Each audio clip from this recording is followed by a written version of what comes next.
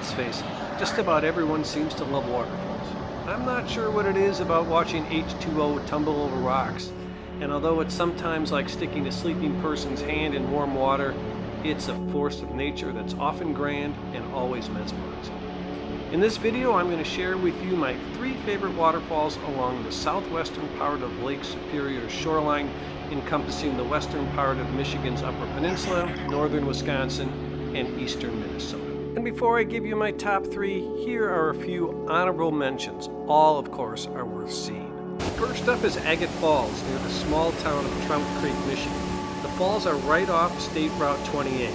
The main viewing platform is ADA accessible, but if you want the best view, you'll have to do a little bit of hiking down a steep embankment.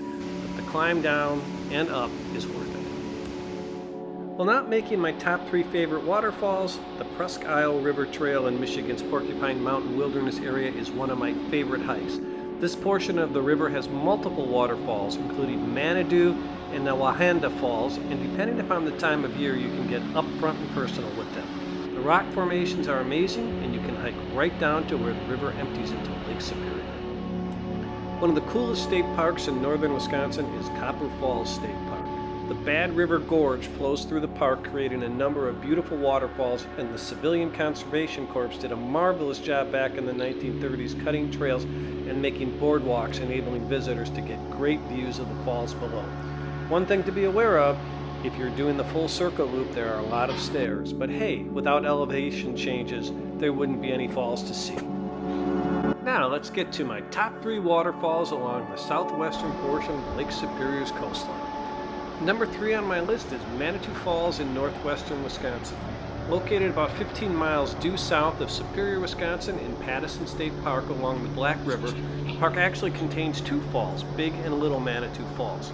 Formed by the melting of the glaciers and glacial ice dams, these falls are part of the system that drained Glacial Lake Duluth as it cut through the sandstone and volcanic basalt. There is parking relatively close to both, and Big Manitou Falls does have a paved pathway allowing wheelchair access, but to get to the best viewing platform requires ascending and also descending some stairs. Big Manitou Falls boasts a 165-foot tumble, making it the highest waterfall in Wisconsin, and just a few feet shorter than Niagara Falls, depending upon where you are taking the measurement.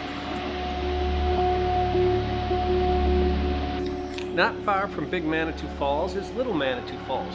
Honestly, I found Little Manitou Falls a more enjoyable visit. You're able to get much closer to the base and could hike up to the top and literally stand at the precipice of this 31-foot waterfall. Yeah, this is really cool. Except for the frickin' mosquitoes. Number 2 on my list is Bond Falls, a few miles east of Paulding and within the Ottawa National Forest in Michigan's Upper Peninsula. I noticed that Michigan really goes out of its way to make things ADA compliant. Persons with ambulatory issues and wheelchair-restricted visitors can navigate the paved pathways and well-maintained boardwalk to get a front-row view of the water cascade. The main fall drops 40 feet, with the overall drop being 50 feet. You can hike all the way up and over and down the other side as the middle branch of the Ontagon River makes its way over the fractured rocks. Although the waterfall is completely natural, the state uses the river to generate electricity and controls the flow of water over the rocks with a dam. You can swim in the pool at the bottom, although it's not a great idea for small children due to the currents.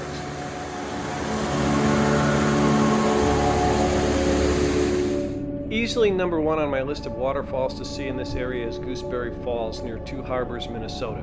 If you're driving up from the south, the scenic views along Lake Superior are dramatic, and the falls themselves certainly don't disappoint. Like many of the waterfalls in these parts, melting glacier waters carved the Goosberry River and canyons and emptied into Lake Superior. The falls drop over volcanic basalt layers that were formed over 1 billion years ago. The whole area was developed by the CCC, the Civilian Conservation Corps, in the 1930s as a way to ensure that the area did not fall into the hands of very wealthy landowners and thereby limit access to the public. And they did a marvelous job. There are so many great things about these falls, including being ADA compliant for great views of all the cascades. The upper falls drops 30 feet, while the middle and lower falls tumble a combined 60 feet. Not only can you really get up close and personal with these falls, you can swim in the pools at the bottom or take a very scenic hike around the falls and farther north up the Gooseberry River. Coolest hike. I hope you enjoyed this quick overview of my favorite waterfalls in the area and encourage you to visit each and every one of them. All of the places shown are in other videos which give a lot more detail on the area and the places I visited, and I'll link to them in the description below. Until next time, and as always everyone, carry on. Cheers!